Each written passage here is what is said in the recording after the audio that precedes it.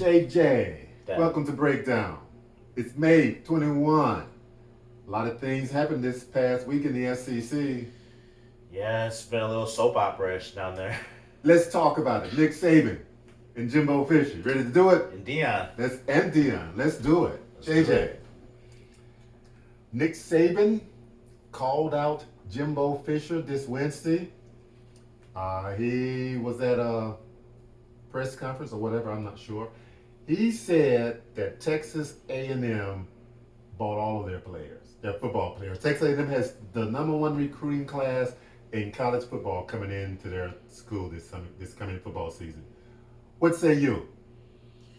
Yeah, he did call them out. He also called out the school that has the number one player in the class coming into their school, another former Florida State affiliated person in Deion Sanders. But I will say there isn't a lot that I can say that Jimbo Fisher didn't say for himself. I'm not sure if you saw that response. Yes, I did. The next day, Mr. Jimbo Fisher called a press conference. He called Nick Saban despicable in so many words, narcissist. Thought you had a God complex. Yes, indeed. It was interesting to see both of the back and forth. Nick Saban has came out and said that he apologized. He should not have specified any particular school, but he said everything else. He stood by it. Let's just break this down. Let's go with Nick Saban first. He said that Texas A&M bought all of their players and that Alabama didn't buy any of theirs. Yeah. What part of that is true and what part of that is not true? The part that's true is the part where he said that Texas A&M bought all of their players. That part is true. And you know what? Every school should have done that if they are able to do it. If they didn't, they're letting down their fans and their players and everyone. So I have no problem with teams buying that because that's the new NIL rules and laws, and get with it. If you don't want to change, you need to get out. Who was it? Clemson coach. Dabo Swinney. He said the moment they started playing football was the moment he was going to get a new job. What's he doing these days, JJ? Coaching Clemson. But didn't he say he was going to get a new job when they started paying players? Well, maybe he meant he was going to get a new job as when it comes to being a coach. He was going to be he went from being a coach that would compete for national titles to a coach that will finish barely in the top 25. Maybe that's what he meant. And I say that to say this: you got to change, otherwise you're going to get left behind. Adapt or die, absolutely. Yeah. So I concur with Nick Saban in the fact that I think Texas A&M bought their players, and I say good for them. If they didn't, they let all that money and those deals go to waste. And that's the point that he was trying to get across. That's why he was saying that to the audience that he was saying it to. That's why you saw Nate Oates, the men's basketball coach, right next to him. Mm-hmm.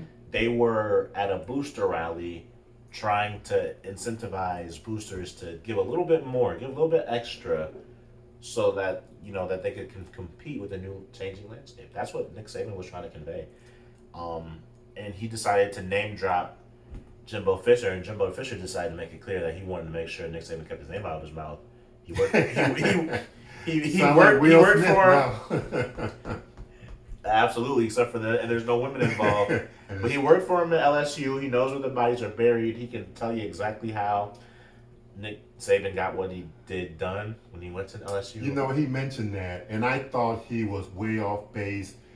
I thought if James Brown would have said, or whoever said, talking loud and saying nothing, he came back and told the media, go investigate this guy. You'll find out that he's not what he say he is. If Jimbo Fisher knows something, speak up or else shut up. That's the way I did. If he knows something, don't insinuate. Don't have the media go investigate something. Tell them what they should go investigate. Maybe he didn't want to be a whistleblower. Maybe he decided his job is not to do that. His job is to be Nick Saban on the field, which is what he did last year. Maybe he decided to, point the journalists in the right direction. But that's not his job. That's so weak. Well, that's so weak. It's not his job to investigate, but it is if he knows something, say go investigate this. He seemed to be 100% confident that he knew that this was wrong, this was wrong, this was wrong, this was wrong, and for someone to say something is wrong and won't point it out, to me that's kind of gutless. Well, my theory is Nick Saban has recruited so many different players. If he has been doing something that was on the up and up, there's a lot of guys that played for him in transfer. There's a lot of guys that never ended up playing for him, but got recruited and got sold the same package. There's a lot of guys that could speak up if they felt you know they had an axe to grind whatsoever. So I mean, I feel like the truth will come to light, and eventually we'll find out. But I'm definitely team Jimbo Fisher on this one. I think a lot of America will agree with me on that. So what is it that you are agreeing with?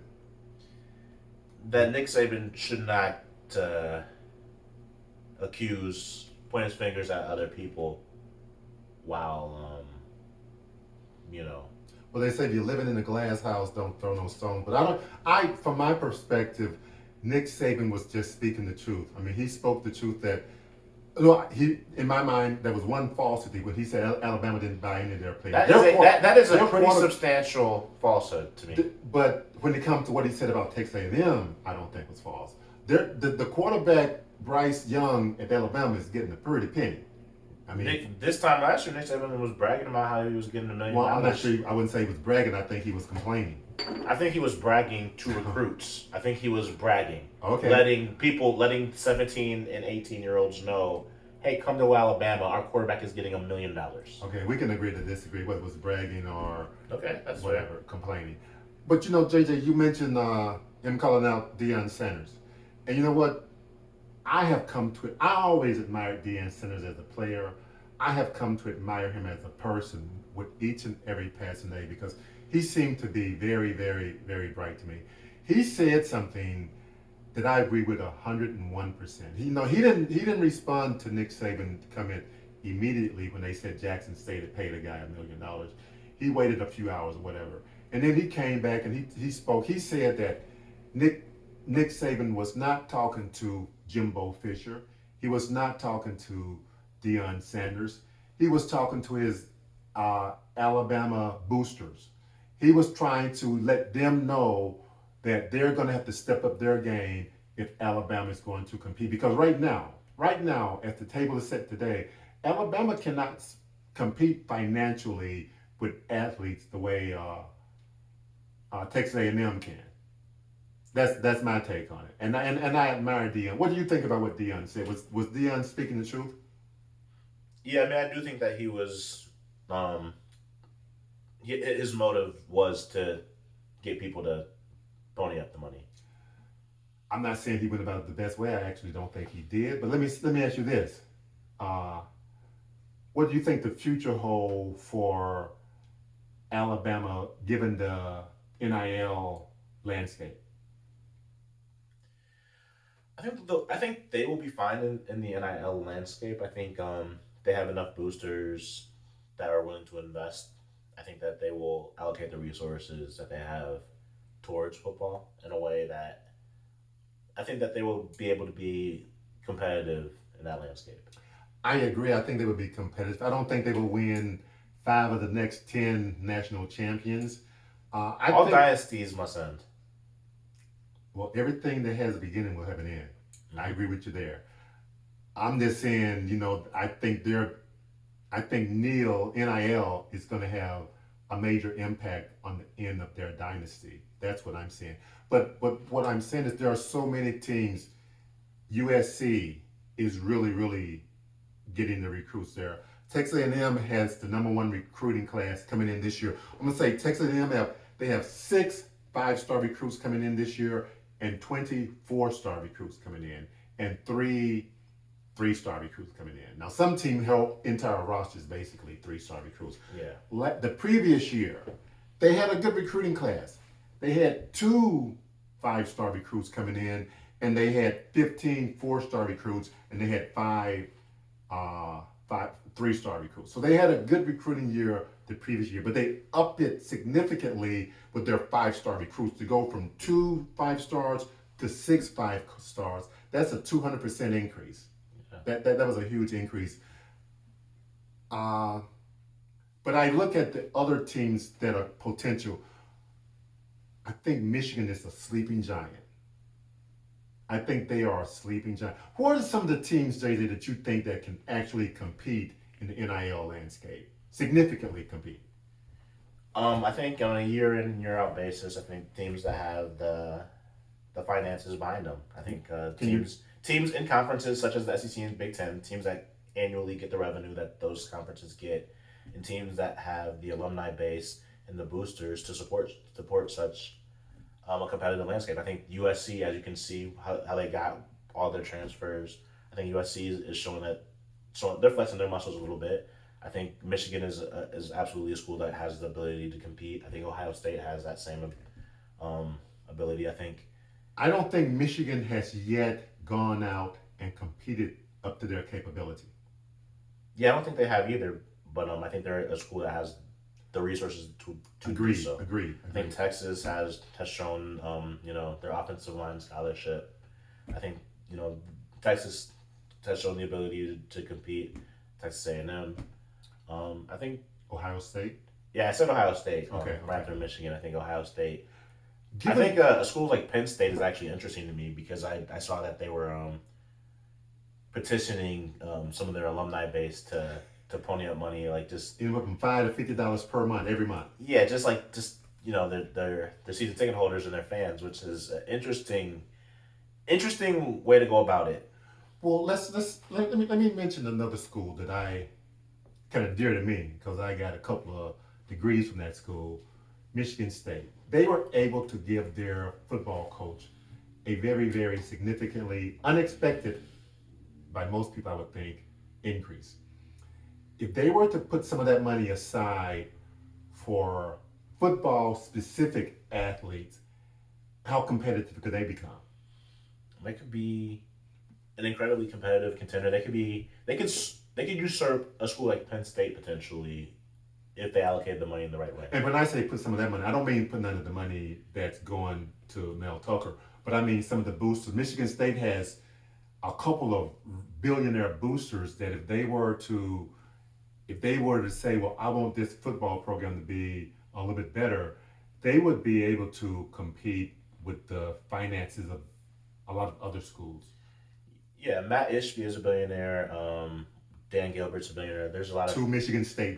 grads, There's two Michigan State grads who are very athletically. vocally supportive of the university and their athletics department that have the finances and resources to allocate to putting Michigan State in a position to be the not just the third option in the Big Ten. I guess the Big Ten East. I think that they would be the third option in the Big Ten overall. I mean, I think they'd be ahead of Wisconsin, Iowa. You could put them in that position. I think Michigan and Ohio State are two schools that have too big of an alumni base, too big of an endowment, too much financial resources, and too much passion in the sport of football. I think that I think that might be a little too ambitious for Michigan State to do immediately. But I see no reason why they couldn't jump ahead of a school like Penn State, a school like Wisconsin, and even a school like Iowa. Everyone out there, NIL is just getting off the ground. There's going to be some ugly spots as it progresses. Uh, we see the SEC in-house fighting. The commissioner of the SEC has instructed all coaches to not talk about this issue. One coach we had a radio spot to talk about Jimbo Fisher, Nick Saban's little spat, and the commissioner told him, "You cannot do that show." Well, And he's told all of the coaches. what That, coach are you talking about? What school? oh man, gosh, I cannot remember. But no SEC coach can talk about the Jimbo Fisher, Nick Saban issue. And this guy was going to go on ESPN radio program. I forget the name of it, and I forget the coach. Let me try to think. I don't know, but anyway, It wasn't Florida's coach Billy. no, Okay. no. But the takeaway is that they're not going to talk about it, and there is huge animosity between Alabama and Texas A&M. I think this year's game is going to be at Alabama. it's going to be, I guarantee it, America. Yeah, they already put out a spread. I think Alabama was a 13.5 point favorite already. Yeah, it's going to. I put my money on Alabama. And I talk about the recruiting class with A&M having the number one class coming in. Alabama has 4 5-stars coming in. Yeah, they're not A&M exactly. A&M has 6. Yeah. And Alabama has 17 4-stars coming in, whereas A&M has 20. It's going to be competitive. A&M has, what, 29 recruits coming in? And that's not even to mention the transfers. LSU quarterback. Correct. But who knows how many players actually transferred out. But my thinking is that 25, I thought that 25 was the most recruits that you could bring in one season, but somehow they got 29. And I don't know exactly how that worked, but I know they can't do that every year. And I'm thinking that this coming year they're going to be less than 25. Yeah. It's weird, but it makes me wonder if some of the 3-stars are being gray-shirted. But I don't know. I just know that NIL is going to get some feathers ruffled, but I think it's good for the players because they're getting money. I think when everything gets settled, this is just my take on it, players are going to be getting from all schools, all conference, a minimum amount. I'm saying, well, everybody's going to get 20,000. You play football. That's the minimum everybody's going to get, and there will be those who are getting more. I don't know how that's going to work out. That's just my take, but I do believe that eventually it's going to shake down to where it's going to be a minimum for each player. The Big Ten, SEC, both, they dish out so much money each year to all of these schools. If they were to put part of that money to the players, life of the players will become better, and that's what I think. JJ, do you think we will see? What do you think? What do you think the future holds for coaches criticizing other coaches regarding NIL? I don't think you're going to see it very often. I mean, you didn't see it particularly often before then. I mean, the last time I can remember like a coach publicly taking a shot at another coach unprovoked. I remember Bruce Pearl did that, when he was an assistant coach, and then it took him a while to get a job at like Southern Illinois or whatever. So you just don't see it very often. I think there's a code. And I think Nick Saban definitely broke the code. I think that's part of the reason why I've heard so many people who don't, who are normally, not exactly on Jimbo Fisher's side, who are saying that they're with him on this one. So. And you and I, we will agree to disagree. And because, I think Nick Saban punched down, especially going after Jackson State. He punched down.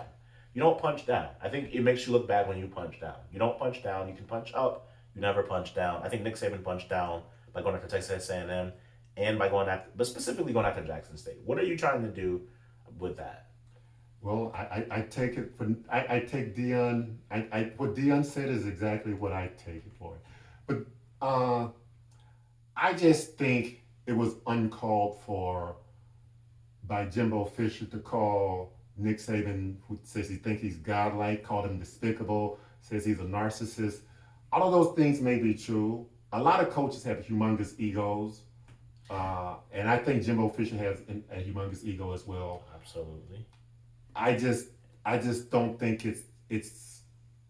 I don't think there's any value in attacking the coach. I think there's 100% warranted once you start pointing your fingers at his program. I think it's 100% warranted, and that's where we differ, and we're going to continue to differ. Okay, I'm not saying he shouldn't come back with certain things. I'm just saying I just don't think what he said served any purpose. That's my take on it. But we disagree to disagree. Maybe I'm old school, maybe you new school, or maybe I'm just right, or maybe you just right. But anyway, America, what's your take on it? Give us your comment. Who was right? Was it Jimbo Fisher? Was it Nick Saban? Or were they both wrong? Let us know. You got anything, JJ? Any more on the NIL, Nick Saban? I have nothing more to add. The defense rest. I have nothing more to add on the NIL situation. I got one more thing to add. What do you got to add? WPS. Woo Pig Suey. Go Hogs. We out of here. Always a welcome addition, yep. All right. Hey, and Arkansas going to get some of that NIL money too. NIL money. I think the basketball program has proven that. Hey. I like it like that. NIL ain't